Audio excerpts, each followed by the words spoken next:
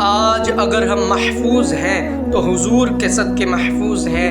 پہلی قومیں نافرمانی کرتی، چہرے بدل جاتے، تختہ الٹ کے رکھ دیا جاتا، تباہ و برباد کر دیے جاتے۔ اللہ تعالیٰ فرماتا ہے وَمَا كَانَ اللَّهُ لِيُعَذِّبَهُمْ وَأَنْتَ فِيهِمْ، اے محبوب اب ان پر عذاب نہیں آئے گا اس لیے کہ تو ان لوگوں میں موجود ہے۔ اللہ تعالیٰ ہماری بری حرکتوں کو نہیں دیکھتا بلکہ اپنے محبوب کے دامن کرم کو دیکھتا ہے۔ اب عذاب نہیں ہوگا، اب عذاب آخرت میں ہی ہوگا۔ اللہ تعالیٰ ہم سب کو ہدایت عطا فرمائے۔ شیطان انسان کے خون میں دوڑتا ہے، بچنا بہت مشکل ہے۔ اگر بچنا ہے تو اپنا تعلق قرآن سے جوڑو، مسجد سے جوڑو، اللہ والوں سے جوڑو۔ حضرت معروف کرخی رحمۃ اللہ علیہ بہت بڑے بزرگ تھے۔ ایک دن دریائے دجلہ میں کشتی پر سفر کر رہے تھے۔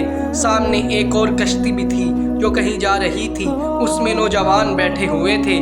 جب نوجوان اکٹھے سفر کر رہے ہوں پھر ان کا اللہ ہی حافظ ہے۔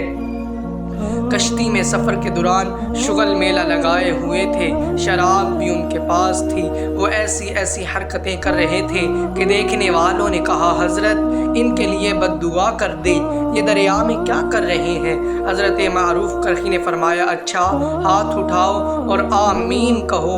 عرض کی ٹھیک ہے، آمین کہتے ہیں۔ ہاتھ اٹھائے، دعا فرمائی یا اللہ جیسے ان کی دنیا لذیذ بنائی ہے ایسے ہی ان کی آخرت بھی لذیذ بنا دے۔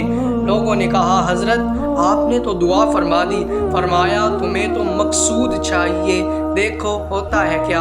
ابھی آپ نے چہرے پر ہاتھ پھیرے ہی تھے کہ اللہ تعالیٰ نے ان کے دل بدل دیے، سب کچھ توڑ پھوڑ کے رکھ دیا اور آ کر آپ کے قدموں میں گر گئے اور کلمہ پڑھنا شروع کر دیا، لا الہ الا اللہ محمد الرسول اللہ۔ یہ ہے اللہ والے، نگاہ ولی میں وہ تاثیر دیکھی، بدلتی ہزاروں کی تقدیر دیکھی۔